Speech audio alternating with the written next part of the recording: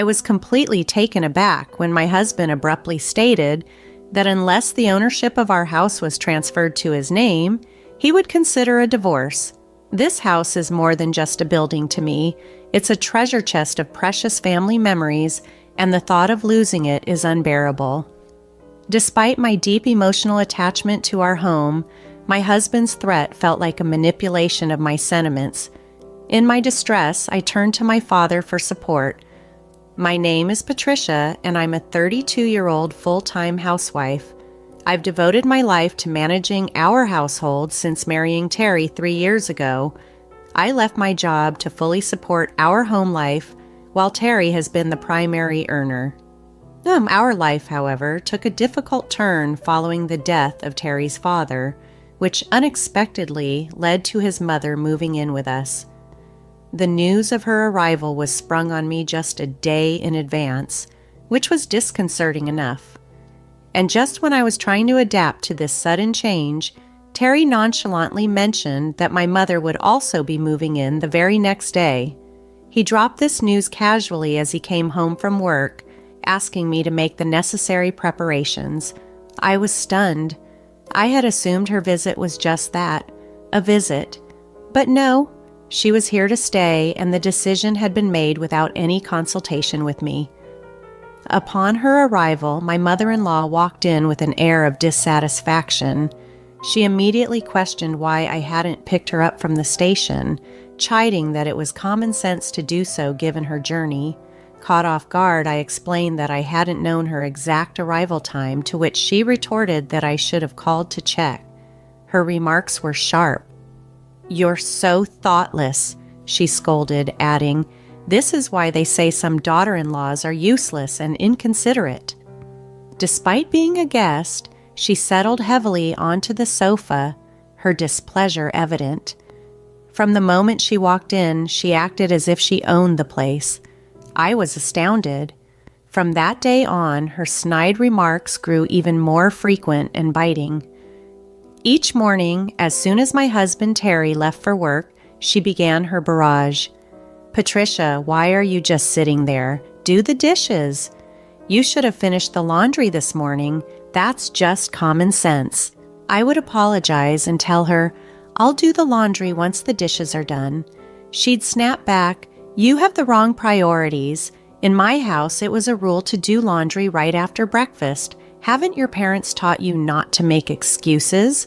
I had established my daily routine long before she arrived, but Kayla seemed unable to grasp this. It didn't matter if I followed her instructions to the letter. She would find fault regardless and complain incessantly. The hours I spent alone with her during the day were particularly challenging. One day, I had a revelation on how to escape this living nightmare. I remembered the house I had inherited from my father. He had retired early a few months ago, and my parents had started a new life in the countryside, passing their house on to me. Fortunately, this house wasn't too far from our current apartment, and Terry and I had already discussed moving there eventually. Pushed to my limits by living with my mother-in-law, I decided it was time to broach the subject of moving sooner rather than later. "Terry, can we talk for a moment?" I asked one evening. "What's up? Did something happen?" he replied. "Do you remember the house my father gave us? What do you think about moving there?" "Oh, that house.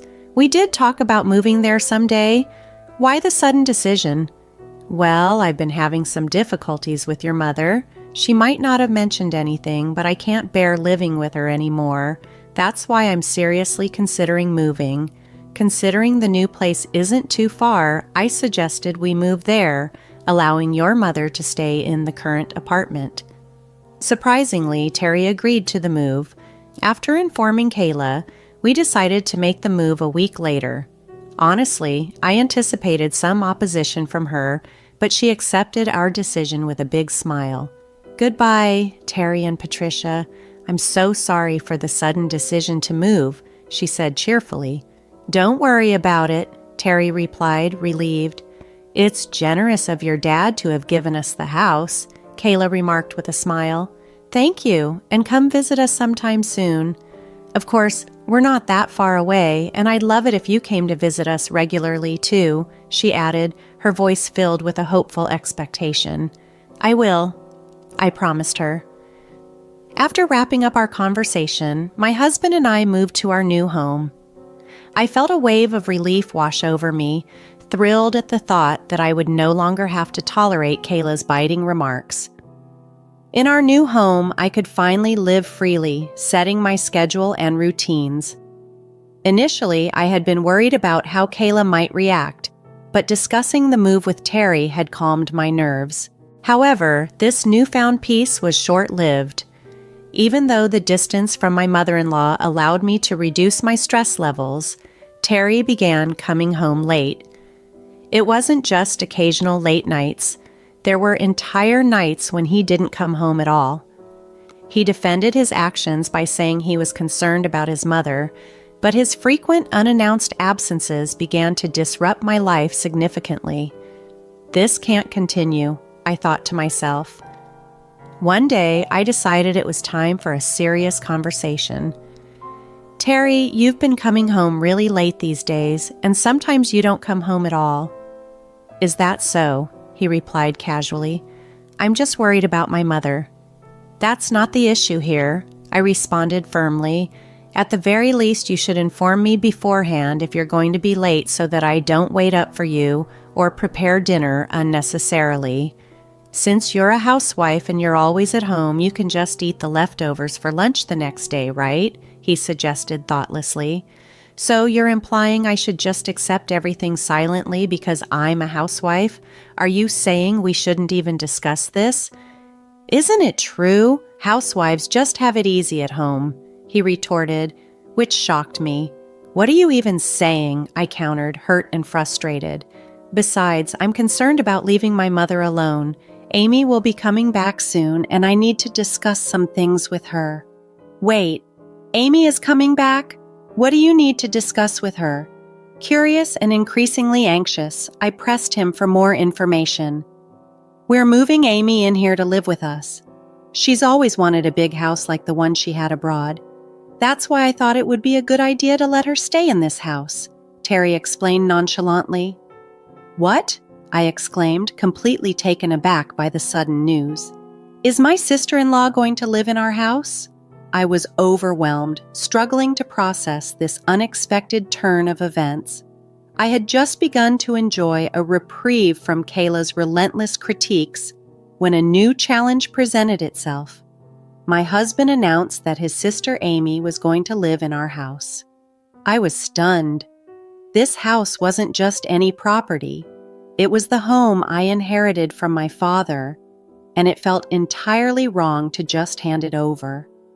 "It's the only sizable house that would satisfy Amy," my husband reasoned. "The apartment where we used to live, where my mother now stays, is too cramped for 4 people. But I never planned for us to live with Amy. Instead, I intend to give this house to her," he declared. "What? Why?" I gasped, barely able to grasp his logic. "Because we plan to move back in with my mother. Amy can use this house freely," he explained. His proposal was unreasonable, and I felt like I might faint. Despite my clear insistence that I had no desire to live with my mother-in-law again, my husband grew increasingly irate. "Can't you be a little more considerate? You live because of my support, so just do as I say. This house is wasted on you," he snapped. "Why should I give it to Amy? This house is precious to me. It was inherited from my father," I protested. "I've already told Amy I've got her a large house. It's too late to say otherwise now," he continued as if the matter was already decided without my consent. "You've decided all of this without even consulting me? I can't accept it," I replied, trying to maintain my composure. "Enough, calm down and think about it. I'll go back to my mother's for a while," he said angrily before slamming the door and leaving. Alone, I was left in tears, struggling to comprehend why my husband would make such unilateral decisions. It was inconceivable that he intended to give away the house I had inherited from my father to my sister-in-law. Every day thereafter, he sent me messages, asking if I had calmed down and urging me to come back soon. Each time, I firmly reiterated that I had no intention of complying with his plans. Then, one day, he dropped another bombshell over the phone. "Hey, Patricia, when will you come here and live with me? Stop nagging. I've said it so many times. I have no intention of living with Kayla, moving there, and giving this house to Amy. I've already told Amy. Stop being selfish." His words left me more resolved than ever to stand my ground, shocked at his blatant disregard for my feelings and our shared life. "She might be returning this week, so apparently there's no time to delay. Why should I give up my house for your family? I inherited this house from my father. Don't make decisions on your own. Who do you think you're talking to?" I protested, my voice quivering with frustration. Even my mother was furious about the situation, echoing my sentiments.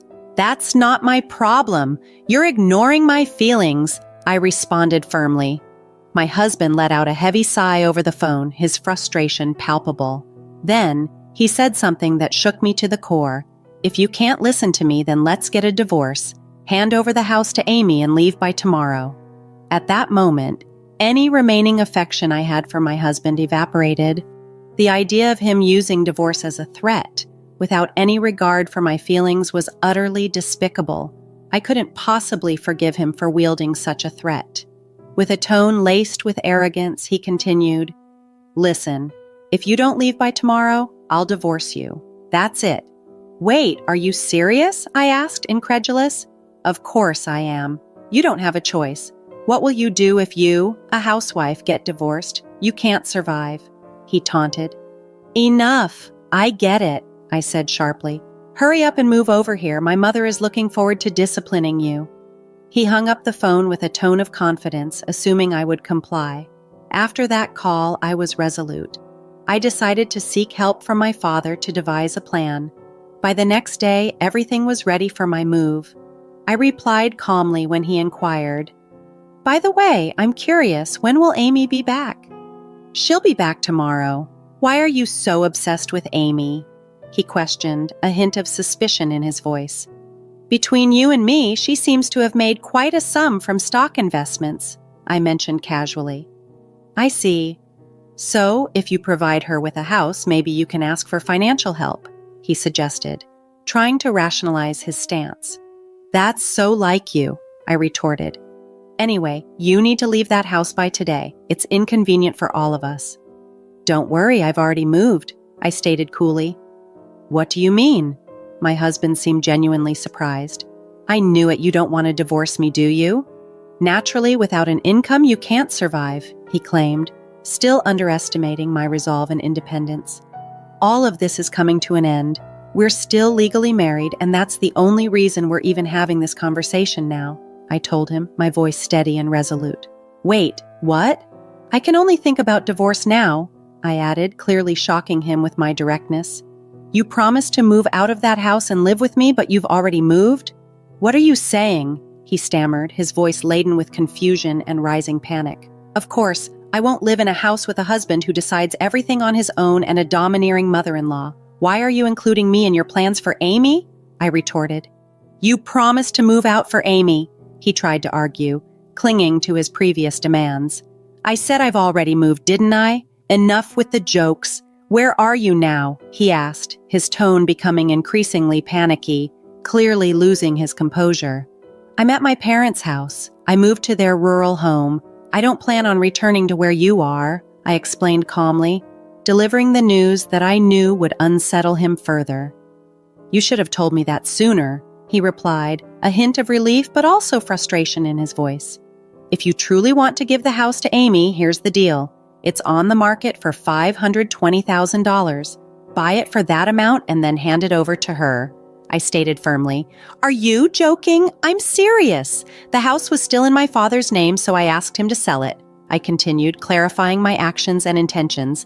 "My father always said if something happens, I should contact him. I could live in the house or sell it as I see fit, and he would help me." As a result of the valuation, a price of $520,000 was proposed, which I gladly agreed to, and we put the house on the market immediately. My husband probably never anticipated that I would take such a decisive step. "Why are you doing this without asking me? This is unforgivable, he spat out, consumed with anger and disbelief. I'm not asking for, nor do I need your approval. We're getting divorced soon anyway. I don't care. Do you understand your position? You'll be the one in trouble if we divorce since you don't have an income. You're just a housewife. He tried to belittle me, assuming that I would be helpless without him. I'd rather struggle on my own than be with you forever, I responded firmly, cutting off his attempts to manipulate me. Listen, Amy will be coming back soon, he started, but I was no longer interested in his plans or threats. I was set on my path, determined to reclaim my independence and dignity. I mentioned before that I was counting on Amy's financial contributions, didn't I? So, if you want Amy to have that house, you can purchase it for $520,000. That is, of course, if you're able to, I pointed out firmly. What? That's impossible. If Amy has indeed made a fortune from her investments, I don't see why she couldn't afford it, he retorted, clearly caught off guard. I'm not sure exactly how much she made, but to say she can't afford it just sounds like you're making excuses, I replied, not giving in to his lack of accountability or apologies while maintaining his assertive attitude. Realizing that further discussion was pointless, I decided to make my stance crystal clear. I'm finished with this chaos you've created. Did you think threatening me with a divorce would make me surrender the house? If you assumed that being a housewife means I'd simply obey, you're deeply mistaken. Let's just calm down and discuss this, he suggested, trying to soften the tone. I am calm. It seems like you're the one panicking. I won't let myself be controlled by you or your family any longer. Go back to your mother. Stay out of my life, I exclaimed loudly, my voice ringing clear enough for anyone nearby to hear, and then I abruptly ended the call. Fed up with the constant tumultuous conversations, I blocked his number. I promptly sought legal advice and pursued a divorce. It took some time, but eventually the divorce was granted, recognizing the faults on my husband's part. He and Kayla continued residing in that small apartment. Meanwhile, Amy, unable to secure the large house she desired, expressed her frustration, claiming it wasn't what she was promised, and she returned overseas. My ex-husband's hopes of leveraging his sister's financial success crumbled, and he found himself struggling to manage financially, burdened with the responsibility of alimony and supporting his mother. Living with such a self-centered mother, his prospects of a thriving future seemed bleak. In contrast, I relocated to the countryside, enjoying tranquil days with my parents. I began a new job as a clerical worker at a local company, thanks to a neighbor's recommendation. With this job, I found financial independence and contentment. I decided to stay close to my parents for the foreseeable future, cherishing the opportunity to give back to them for all their support and love.